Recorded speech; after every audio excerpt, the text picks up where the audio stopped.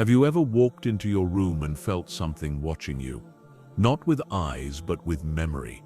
The desk where you once dreamed, the chair that held your silence, the walls that absorbed your sighs. Every object around you has listened. Every corner remembers. Ibn Arabi once said that nothing in existence is truly silent. Everything speaks, though not everyone can hear. What if your room is not just a space you live in, but a mirror of your soul? What if every object in your life is quietly telling your story back to you? Ibn Arabi often reminded his students that nothing in existence is truly without life. Every form, every atom, every grain of dust carries within it a subtle consciousness, a reflection of the divine awareness that sustains it. When he said, "There is nothing that does not glorify God, though you do not understand their praise," he was not speaking in metaphor. He meant that all of creation is alive in its own way, communicating, praising, remembering its source, even if human perception is too clouded to recognize it. If you pause for a moment and look around your room, you may see only familiar objects: a table, a chair, a lamp, a shelf. Yet, through the lens of Ibn Arabi's vision, these things are not mute or empty.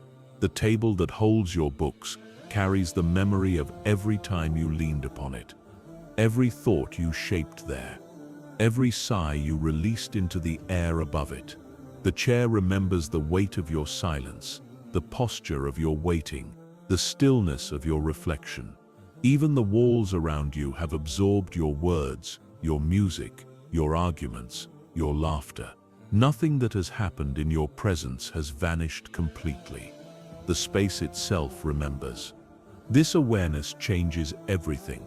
To live as if the world is dead is to live in separation. But to live knowing that all things are alive is to return to unity. You begin to feel surrounded by a field of subtle witnesses. Your environment becomes a living archive of your being. You are not alone in your room. You are accompanied by everything that has shared your breath and presence. And as you realize this, you begin to sense a deeper responsibility toward your surroundings. The world responds to the energy you give it. You may have noticed how some rooms feel heavy the moment you enter, while others instantly feel calm and welcoming. This is not just a matter of decoration or color. It is the residue of emotion, the vibration of thought that lingers in the matter around us. When you fill a space with anger, neglect, or sorrow, it begins to echo that energy back to you. When you fill it with gratitude, clarity, and remembrance, the same walls seem to glow with quiet peace. Ibn Arabi's teachings invite us to see this not as superstition but as spiritual physics, the law of reflection between the inner and the outer worlds. In his writings, Ibn Arabi described existence as a mirror. The entire universe, he said, is a vast reflection of the divine reality. Human beings are part of that reflection, and so are the objects we live among. When you look at your surroundings, you are looking at the outer face of your own inner world. A cluttered room often belongs to a cluttered mind. A neglected corner mirrors forgotten aspects of the self. Conversely, when you arrange your space with care and intention, your inner state begins to align with that order. The outer becomes a prayer written in form. To perceive the life in all things also awakens gratitude. When you recognize that the things around you serve you silently, you start to treat them differently. The cup that holds your morning drink, the pillow that supports your rest, the floor that carries your steps, all of them participate in your life's unfolding. Ibn Arabi would say that gratitude toward creation is gratitude toward the Creator, for each thing is an expression of divine generosity. When you handle your possessions with awareness, when you use them without waste, when you clean them with love, you are engaging in a subtle act of remembrance. You are honoring the life that flows through form. There is also a profound humility in this realization. Modern life often teaches us to see the world as an object, a collection of resources, tools, and materials for our use. But Ibn Arabi's vision overturns that view. To him, the world was not an object at all, but a companion, a partner in the journey of spiritual awakening. When you look at the things around you with that awareness, you begin to sense their quiet dignity. The stone, though silent, fulfills its purpose perfectly. The tree praises simply by being. The lamp shines without asking for recognition. Each thing fulfills its divine function effortlessly, while human beings, with all their intellect, struggle to remember their own. When you start living with this awareness, your ordinary actions take on a sacred quality. Cleaning your room is no longer a chore, but a form of worship, a renewal of the energy that binds you to your environment. Rearranging your space becomes an act of inner alignment. Even the act of opening a window carries symbolic meaning, letting in new breath, new possibility, new light. Ibn Arabi would call this the discipline of presence, being fully aware of the life that flows through and around you in every moment. Over time, this awareness deepens into intimacy. You begin to sense that your surroundings are not passive but responsive. The objects you live with carry your emotional imprints. The more care you offer them, the more serenity they reflect back. The less attention you give them, the more they fade into lifelessness. Yet they are never truly dead. They only mirror your state of consciousness. When your heart awakens, the world awakens with you. Nothing is truly inanimate. The apparent stillness of matter hides a quiet pulse of divine life. Every form, no matter how small or still, is a vessel of presence. Every corner of existence hums with remembrance. To perceive this is to move from blindness to vision, from separation to unity. You begin to see not objects, but companions, not rooms, but living fields of memory and awareness. When you walk into your space tonight, pause for a moment. Look at the objects that share your life. Feel their quiet existence. Know that they have witnessed your becoming and that they continue to reflect who you are. The world is alive with you, responding to you, remembering you. As Ibn Arabi might say, creation is a mirror in which the divine beholds itself, and in that reflection you are both the observer and the observed. Ibn Arabi believed that every action, every intention, and every emotion leaves a trace in the world. Nothing you do ever truly disappears. It remains in the subtle fabric of existence, shaping the energy of your surroundings long after the moment has passed. This is what he meant when he spoke of the hidden continuity between the inner and the outer, between thought and matter. To him, the physical world was not separate from consciousness, it was an extension of it. Every place you inhabit becomes an echo of your being, and every object you touch quietly absorbs the tone of your spirit. When you enter a room, the atmosphere you feel is not random.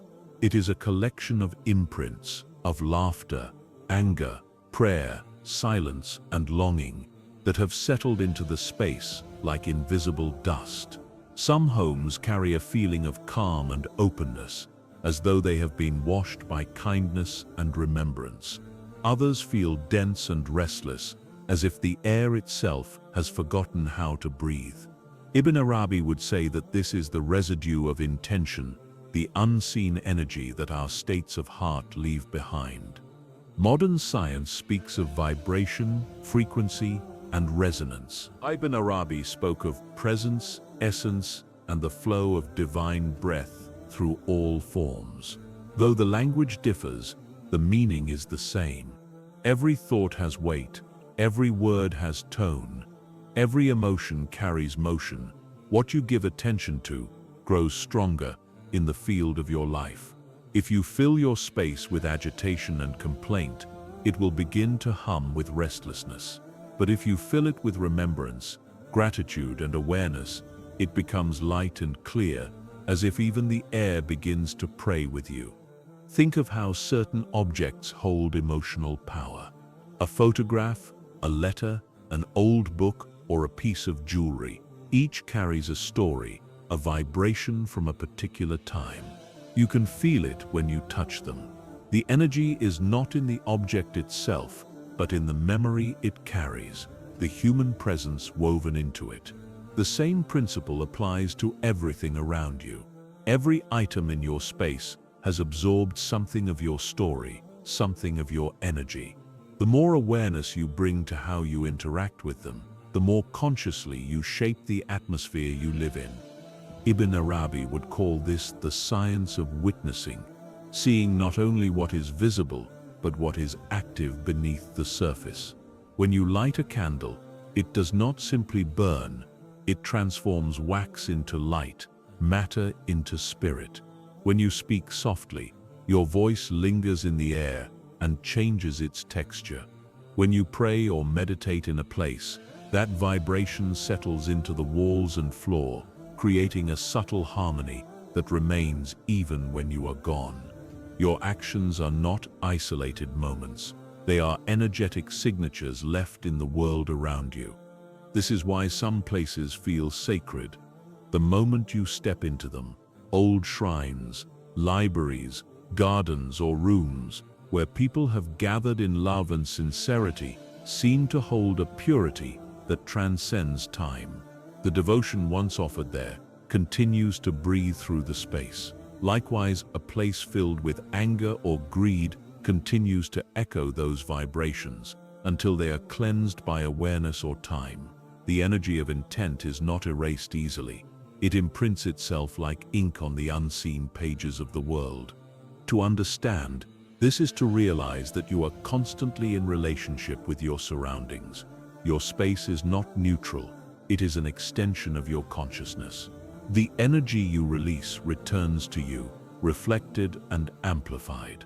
This is why Ibn Arabi emphasized mindfulness in every act, because even small actions carry spiritual consequences. When you arrange your desk, when you wash your dishes, when you choose what words to speak in your home, you are shaping not just your physical environment, but your spiritual one as well. Living with this awareness transforms daily life into a sacred dialogue.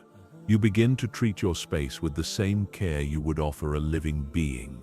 You clear clutter not only for order, but to release stagnant energy. You open a window not just for air, but to invite renewal. You light incense or a candle as a gesture of remembrance, a way of aligning your inner and outer worlds. Slowly, your environment begins to mirror your spiritual state. The more peaceful you become, the more peace you feel around you. The more you practice gratitude, the more your space seems to return it. In Ibn Arabi's view, this exchange is part of a greater law of creation. Nothing exists in isolation. Everything interacts, reflects, and remembers. When you smile, the air around you softens. When you speak harshly, the vibration lingers. When you pray sincerely, the energy of your words becomes nourishment for your surroundings. You are never merely living in a room, you are in conversation with it.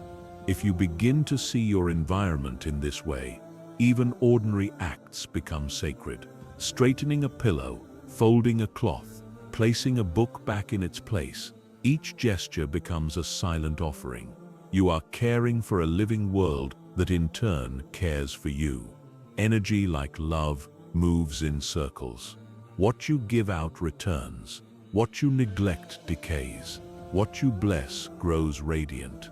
The energy of your intent never vanishes. It moves, it transforms, it weaves itself into the memory of your space. To live consciously is to recognize this hidden dialogue and to take responsibility for the vibration you leave behind. Ibn Arabi would remind us that the true seeker is not only mindful of his heart, but also of his surroundings, for both are mirrors of the same divine presence. So when you step into your room tonight, take a moment to feel what it carries. Listen to the silence. Sense the weight of the air. Ask yourself what energy you have woven into this space and what you wish to leave behind.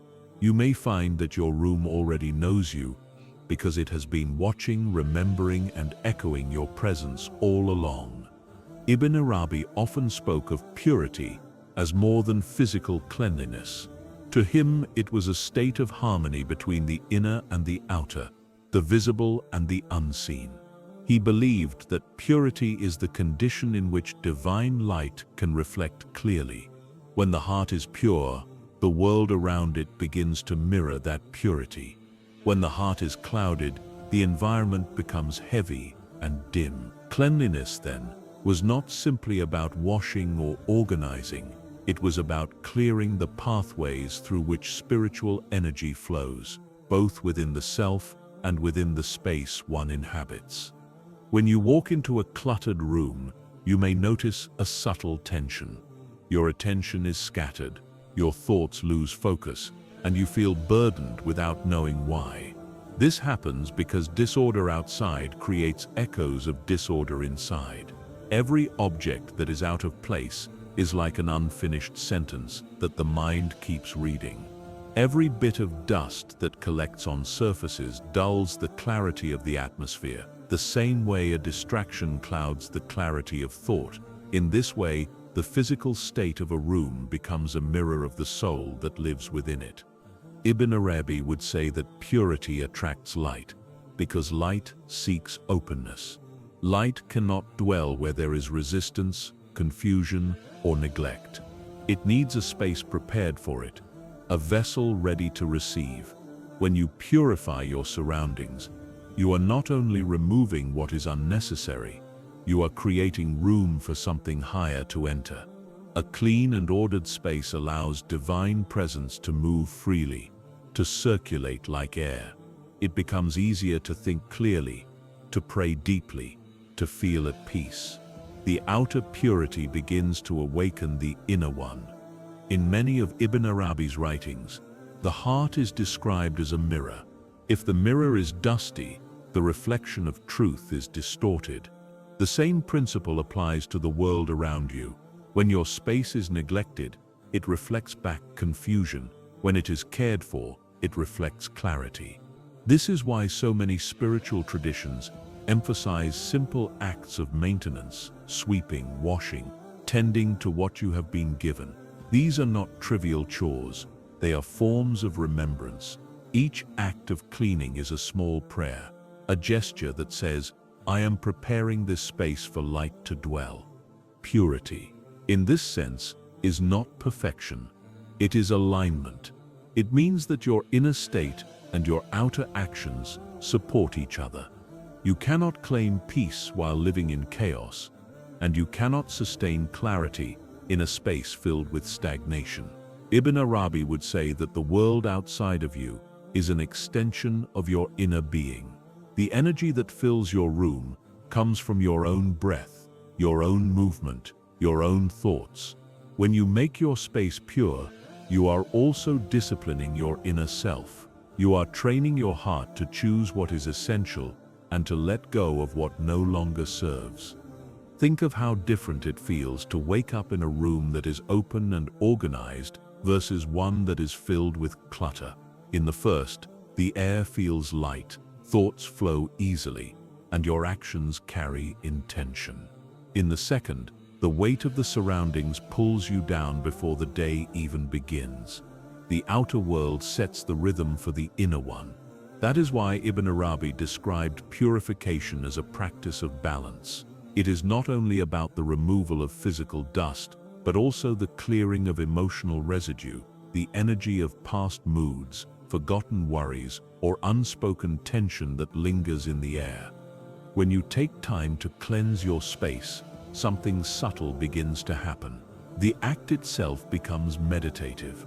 You start noticing the details you once ignored, the way sunlight touches a wall, the quiet hum of air through the window, the texture of the objects you handle daily. Awareness deepens. Each movement, folding, sweeping, wiping, draws you closer to the present moment. This mindfulness is a doorway to presence, and presence is the true essence of purity. A pure space is not only one that is clean, but one that is awake, alive with intention. There is also a moral beauty in this practice. To care for your environment is to acknowledge that it is alive. It is to recognize that even the smallest objects deserve attention and respect. Ibn Arabi often wrote about adab, the etiquette of the soul, how every gesture should be guided by awareness of the divine in all things. When you treat your space with gentleness, you are practicing adab toward creation itself. You are honoring the divine reflection that lives within every corner of your home. Over time, purity becomes more than an act. It becomes a way of being. You start to notice that clarity in your environment nurtures clarity in your heart. The two move together like breath and body. When you purify one, the other naturally follows. The space becomes lighter, and so do you. Your thoughts begin to slow, your emotions settle, and your awareness sharpens. What was once a task becomes a form of devotion, a reminder that the divine is not reached only through prayer, but through the quiet sanctity of order, care, and attention. Imagine returning home after a long day to a space that feels open, bright, and calm. You can sense that everything is in its place, that nothing demands your attention, that the air itself feels gentle. In that moment, peace does not have to be found. It is already present. This is the reward of purity. It is not about perfection or control, but about creating harmony between yourself and your world. Ibn Arabi would say that when a person purifies their surroundings, they prepare themselves to receive truth, for truth enters only where there is room for it to dwell. A pure space invites divine light because it reflects divine order. Just as the heart must be cleared of resentment, the room must be cleared of neglect. Both are acts of alignment. Both are ways of remembering. When you purify what is around you, you are also purifying what is within you. The outer cleaning becomes an inner cleansing. The visible order becomes a symbol of invisible grace. And slowly, without words, you begin to live in a way that honors the sacred in all things, the air, the dust, the light, and the stillness that binds them together. In the end, Ibn Arabi's message is simple. The space you inhabit is not separate from your spiritual path. To make it pure is to make yourself ready for illumination. The clean room becomes a mirror for the soul, reflecting peace back to the one who dwells within it. Ibn Arabi often described the world as a mirror, an infinite reflection in which the human being sees himself. Everything you encounter, everything you live among, is not separate from you. It reflects you. When you truly begin to understand this, you stop seeing your surroundings as accidental or meaningless. Instead, you recognize them as precise manifestations of your inner state. Your environment, your relationships, even the smallest details of your daily life are mirrors through which you can witness your own soul. This principle, which might sound mystical, is also profoundly practical. Look around your room right now. What do you see? Is it filled with clutter, unfinished tasks, and objects that no longer serve you, or is it open, peaceful, and harmonious? The state of your room is not just a matter of aesthetics, it is an expression of your mind. A cluttered space often reveals a cluttered consciousness. When your thoughts are scattered, you tend to accumulate things that reflect that inner noise. When your emotions are unbalanced, your surroundings begin to carry that same heaviness. But when you are calm, centered, and aware, you naturally bring order and clarity to your environment. Ibn Arabi would say that the outer world is the visible face of the inner one. The heart is the unseen artist, and the world is its canvas. If there is turmoil within, the colors outside become chaotic.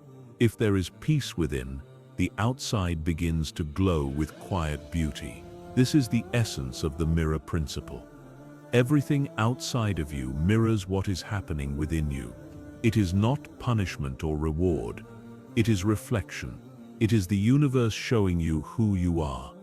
Many people try to change their surroundings without addressing their inner world, and they find that order never lasts. They clean the room, but the clutter returns. They rearrange the furniture, but the heaviness remains. This happens because the source of disorder is not in the room. It is in the mind that created it. Ibn Arabi's teaching invites you to reverse the direction of your attention to begin with the heart. When the inner world becomes ordered, the outer world follows naturally. When the soul is at peace, peace spreads to everything it touches. Yet the mirror does not only reflect chaos, it also reveals beauty. Sometimes your environment shows you the parts of yourself you have forgotten to honor. The books on your shelf, the colors you choose, the things you collect, all are expressions of your journey. They remind you of who you were, what you've loved, and where you are being called to grow. To see your space as a mirror is to see yourself with compassion. It is to understand that everything around you is an extension of your evolving story. In this way, the mirror principle is not about judgment, but awareness. Ibn Arabi never taught that the world condemns you. He taught that it speaks to you. When your surroundings feel heavy, they are not betraying you. They are calling you to notice what within you has become heavy. When your relationships become tense, they are reflecting the tension you have yet to release. Life constantly mirrors the state of your being so that you may come to know yourself more deeply. Every frustration, every beauty, every stillness is part of that conversation. Imagine your room as a sacred manuscript written in the language of your soul. Every object is a word, every arrangement a sentence, every piece of disorder a forgotten phrase waiting to be rewritten. By learning to read this language, you begin to understand the dialogue between your inner and outer worlds. If your space feels restless, perhaps your spirit seeks rest. If it feels cold or empty, perhaps your heart has grown distant from gratitude. But when you fill your surroundings with care, sincerity, and intention, they begin to echo back that same energy. Ibn Arabi believed that the purpose of reflection is transformation. A mirror does not exist only to show, it exists to awaken. When you look into the mirror of your world and see chaos, you are being given a chance to restore harmony. When you see beauty, you are reminded to preserve and expand it. The mirror never lies, but it is always merciful. It shows only what you are ready to see. That is why spiritual growth often begins not in distant temples, but in your own home. The way you treat your space is the way you treat your inner being. Begin by noticing. When you walk into your room, pause before you move anything. Feel the energy of the space. Does it invite you or resist you? Are there things here that belong to a past version of yourself? Objects that once carried meaning, but now only hold you back? Clearing your space is not just about cleaning. It is about releasing old versions of yourself that no longer need to live here. In doing so, you make room for new energy, new insight, and new light to enter. When your surroundings begin to reflect peace, it does not mean your life has become perfect. It means you have learned to live in alignment. You have recognized that your inner and outer worlds are not two separate realities, but one continuous field of consciousness. Ibn Arabi often wrote that the seeker must learn to read the signs of the world, for the world is a teacher. Every reflection you see is a lesson in disguise. The untidy corner reminds you to face what you avoid. The open window reminds you to stay receptive. The quiet order of a well-kept space teaches you the beauty of discipline. To live by the mirror principle is to live awake. It is to move through life with the understanding that everything is connected, that every object, every person, every event is part of your own unfolding. When you see life this way, blame disappears and learning begins. You no longer see your environment as a burden, but as a conversation with the divine. The world around you becomes a living scripture, and every reflection becomes a verse. So look again at your room, not with the eyes of habit, but with the eyes of awareness. See it as a mirror that speaks, a silent teacher that shows you your own reflection. If you listen closely, you will realize that it has been speaking to you all along. And when you begin to shape it with care, reverence, and clarity, you are also shaping your soul. As Ibn Arabi might say, to polish the mirror of your world is to polish the mirror of your heart, until both reflect only light. Ibn Arabi often spoke of gratitude as a hidden form of remembrance, an awareness that connects you to the divine through the ordinary. Gratitude, in his view, was not a fleeting feeling or a polite expression. It was an act of seeing. To be grateful is to recognize the divine presence that moves quietly through all things, including the smallest details of your life. He would say that when you look at the world with gratitude, you awaken it. The things around you are not just materials or possessions. They are vessels carrying traces of divine generosity. When you begin to live with this awareness, you start to feel that everything you touch has meaning. The cup that holds your morning drink, the bed that receives your tired body, the lamp that gives you light at night, all of them serve you in silence. They do not demand your attention, yet they are part of your life's rhythm. To use them without awareness is to take part in their service unconsciously. But to pause for a moment and recognize their purpose, to say a quiet thank you in your heart, is to transform an object into a companion on your spiritual path. Ibn Arabi would say that when you thank creation, you are really thanking the Creator through it. Gratitude, then, is not limited to words. It is a vibration, a living current of appreciation that travels through your actions, your thoughts, and your presence. When you handle something with care, when you use it gently, when you notice its beauty, you are communicating with it. Everything in existence responds to that kind of attention. Just as a plant grows stronger when it is nurtured, the energy of your surroundings becomes brighter when it is met with gratitude. Think of how you feel when you are in a place where people take care of things. A home where the furniture is polished, the air smells fresh, and every object seems to have purpose. You can sense that gratitude lives there. It's in the way things are arranged, in the stillness that fills the air. That stillness is not emptiness, it is harmony. Gratitude creates harmony because it restores right relationship between the human being and the world. When you acknowledge the service of the things around you, you align yourself with the flow of giving and receiving that sustains all of creation. Ibn Arabi saw this balance everywhere. The sun gives light, the earth gives fruit, the sky gives rain, and the heart gives awareness. Everything participates in the act of giving. Gratitude is how you take your place within that circle. When you forget to be grateful, you separate yourself from that flow and begin to live as though you are entitled to everything. But when you remember, even for a moment, that nothing truly belongs to you, the world begins to soften, possession turns into stewardship, and ownership becomes care. This shift in perception is not just spiritual, it changes how you live. You begin to treat your surroundings differently. You don't throw things carelessly because you understand they carry meaning. You repair what is broken because you see value in its service. You clean your space, not out of duty, but as a gesture of appreciation. Gratitude makes even small actions sacred. Folding your clothes becomes an act of respect. Placing a book back on its shelf becomes a form of acknowledgement. Lighting a candle becomes a prayer without words. In Ibn Arabi's vision, gratitude also opens the inner eye. When you thank what you can see, you become capable of perceiving what you cannot see.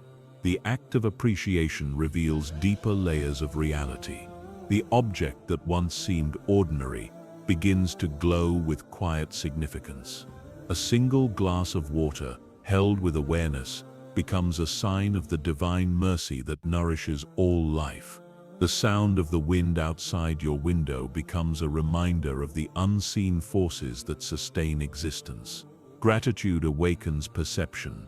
It turns the world into a living scripture of generosity. When you live this way, even your relationships transform. You stop taking people for granted. You begin to see their presence as a blessing, their flaws as lessons, their kindness as gifts. Gratitude softens judgment and opens the heart to understanding. Ibn Arabi would say that to be grateful is to live in remembrance, for the one who remembers can no longer be blind.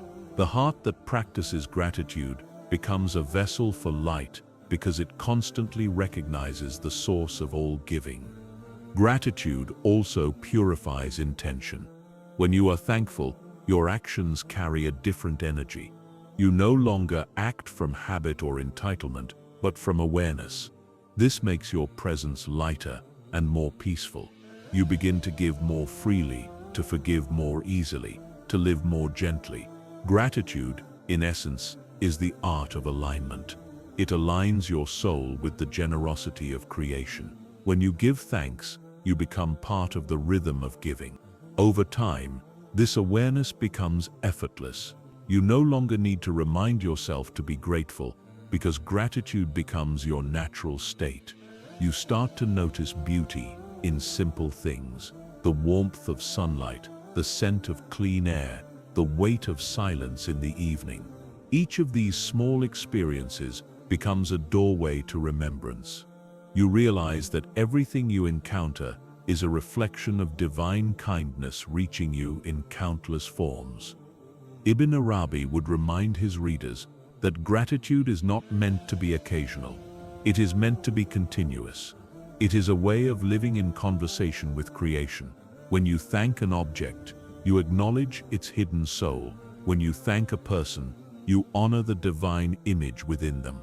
When you thank the moment itself, you align with eternity. In gratitude, the boundaries between you and the world begin to dissolve, and you feel that everything around you is participating in the same sacred breath. So tonight, when you sit in your room, look around with fresh eyes. Notice how many silent companions have served you without complaint.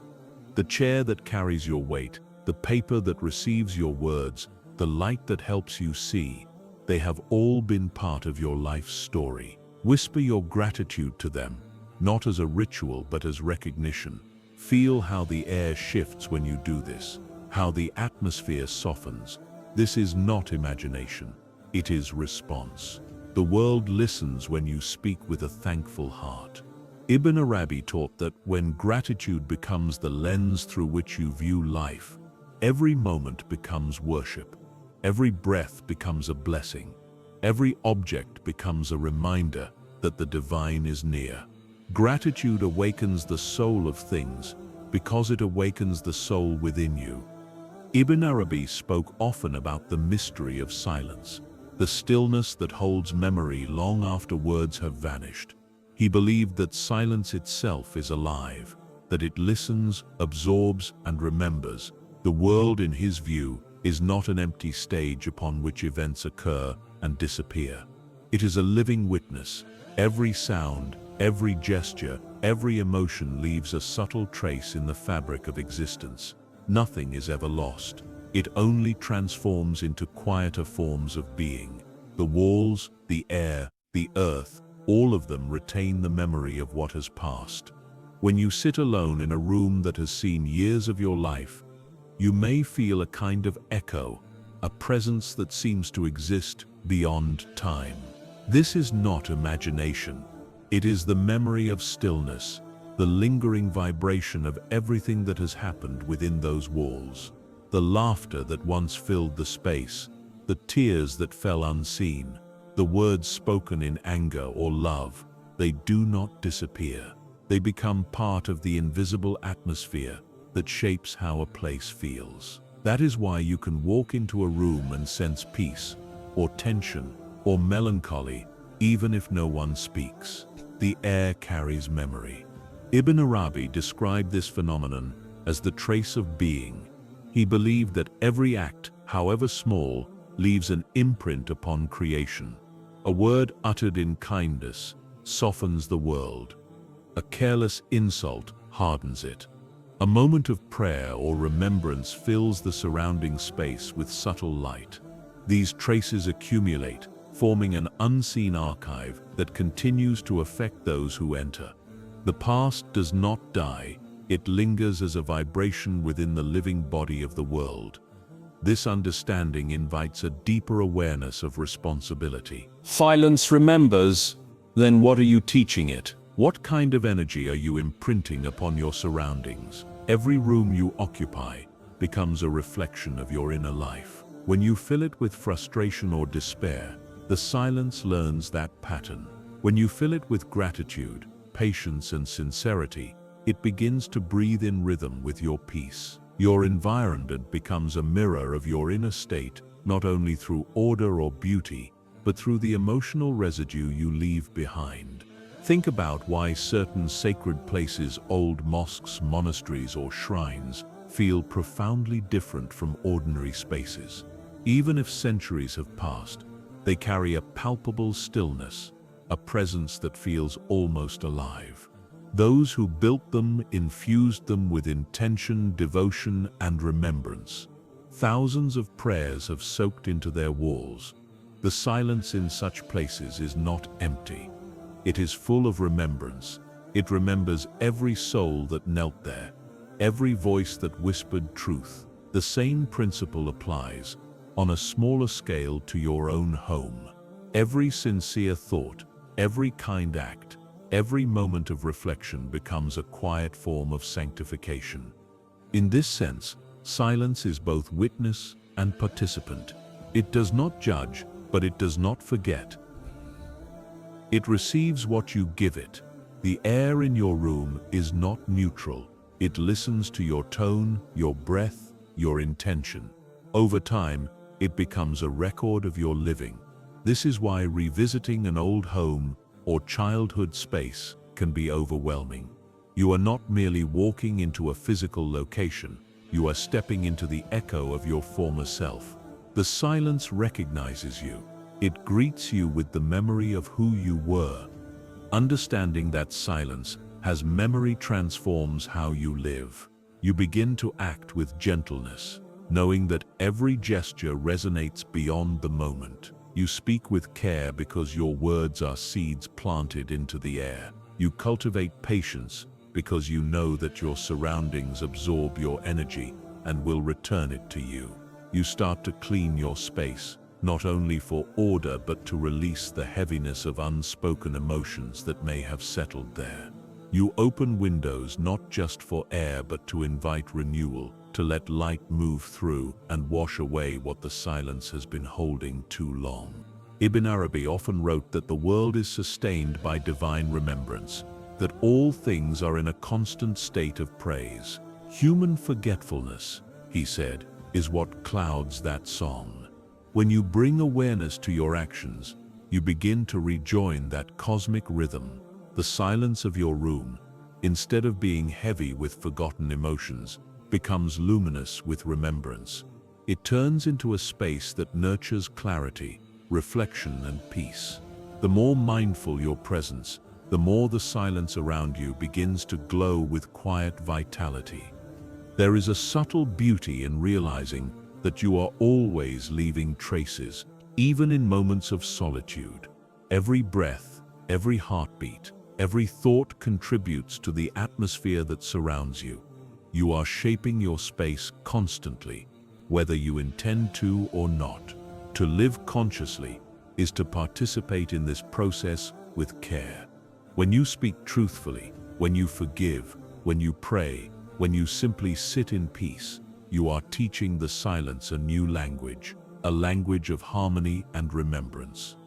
Over time, your space becomes alive with this presence. Visitors may not know why they feel calm when they enter, but they will sense it. The silence will greet them gently, carrying the imprint of your stillness. Even after you leave, that peace will remain, continuing to nourish whoever dwells there next. This is the hidden legacy of awareness, to leave behind an atmosphere of light wherever you go. So when you find yourself sitting in your room tonight, do not mistake the quiet for emptiness. Listen closely. There is a subtle hum beneath the stillness, a remembrance of everything that has been said, felt, and dreamed within those walls. The silence remembers your laughter and your sorrow. It has witnessed your growth and your struggle. Speak to it now with gratitude. Breathe gently, as though the air itself was sacred. In doing so, you cleanse the memory of your space, and you teach the silence a new story, one of peace, awareness, and presence. In Ibn Arabi's vision, nothing in existence is truly forgotten. The world listens, and it remembers every thought, every act, every breath becomes part of the eternal record of being. To live with this awareness is to move through life with reverence, knowing that even in your quietest moments, the silence around you is writing your story in the invisible language of the soul. Ibn Arabi often taught that each day is an opportunity to begin again, to renew the covenant of presence between yourself and the world around you. He believed that life is a continuous act of remembrance, not only of God, but of being itself. Every moment, every breath, every encounter offers a chance to awaken. Renewal is not something that happens once and ends. It is the rhythm of existence. The universe is in constant motion, rising, falling, dying, returning, and the human heart is meant to move in harmony with that divine cycle. To renew presence means to return to awareness after forgetting. It is to realize that you have been moving through your space, unconsciously touching, speaking, and acting without truly seeing. Ibn Arabi would remind his students that heedlessness is not an absence of sight, but an absence of attention. We are surrounded by signs, yet we rarely look long enough to read them. The practice of renewal begins when you stop, breathe, and remember that everything around you is alive and connected. Sit quietly in your room for a moment. Look around, not with the eyes of habit, but with the eyes of awareness. The same objects you see every day appear different when you are truly present. The textures, the shadows, the quiet stillness between things, they begin to feel charged with life. This is not imagination, it is perception sharpened by consciousness. Ibn Arabi described this shift as awakening from sleep. When you wake inwardly, the world awakens with you. What was once ordinary becomes luminous. What once felt separate begins to speak in the language of unity. Renewing presence also means renewing intention. Each morning, the universe is rewritten. You are given another chance to align your heart with clarity and purpose.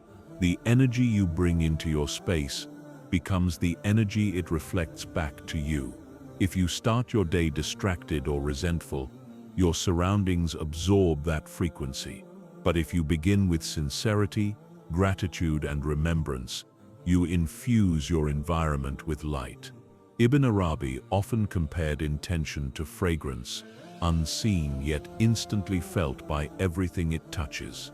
The presence you bring into a room lingers long after you leave. To live in renewal is to live deliberately. You begin to move through your space with reverence. You adjust things not out of perfectionism, but out of harmony. You speak more softly because you know the air remembers your tone.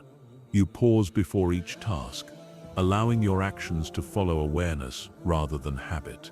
This is the essence of ihsan, to act beautifully, as though you are always seen, because you are. Ibn Arabi taught that the divine presence is not distant. It fills every corner of creation. When you act with mindfulness, you are acknowledging that presence, making your smallest gestures part of your worship. In renewing presence, you also renew relationship. The world is not something you pass through. It is something you are in constant dialogue with. The ground beneath your feet supports you. The air sustains you. The light reveals you. To be present is to respond, to offer gratitude to what serves you, to show care for what surrounds you. Ibn Arabi described this as the courtesy of existence, the spiritual etiquette of living in harmony with creation. When you honor what is near, you align yourself with the rhythm of the universe itself. This renewal is not always dramatic. Sometimes it is as simple as awareness returning to an overlooked moment. You might pause before eating, acknowledging the life that became your nourishment. You might breathe deeply after speaking harshly, softening your tone and restoring balance. You might walk into your room and sense heaviness, then open a window and let light in, not only to refresh the air but to refresh your spirit. These small acts are not insignificant. They are forms of remembrance. Each one renews the bond between your heart and the world. Over time, this practice begins to transform how you experience reality. You start to notice that awareness has a flavor, a texture. The more present you become, the more everything around you begins to feel alive, as though creation itself responds to your attention. Ibn Arabi would say that this is the secret of divine reciprocity. What you awaken to, awakens to you. The light you bring to the world is the light that returns to you through it. Renewing presence also means letting go. You cannot remain awake while holding tightly to what has already passed. Each day, the heart gathers dust, worries, attachments, regrets, and these must be cleared for the mirror to shine again. Ibn Arabi often wrote that polishing the heart is the essence of the spiritual path. The same is true for your outer world. When you release what no longer serves you, whether thoughts or objects, you create space for renewal. The emptiness you create is not loss, it is invitation. In truth, renewal is not something you do. It is something you allow. Awareness does not need to be forced. It only needs to be remembered. The divine presence is already here, quietly waiting beneath the noise of distraction. To renew the covenant of presence is simply to return to what has never left. It is to live as though everything you touch is alive. Everything you see is sacred, and every moment is a meeting with the divine. So when you wake tomorrow, take a breath before you move. Feel the air enter your lungs, the softness of the ground beneath your feet, the weight of light in the room. Let your awareness settle gently upon everything around you, the objects, the sounds, the silence. Remind yourself that this world is not a backdrop to your life, but a living companion to it. Every day you are invited to renew your relationship with creation, to walk through it with humility, attention, and grace.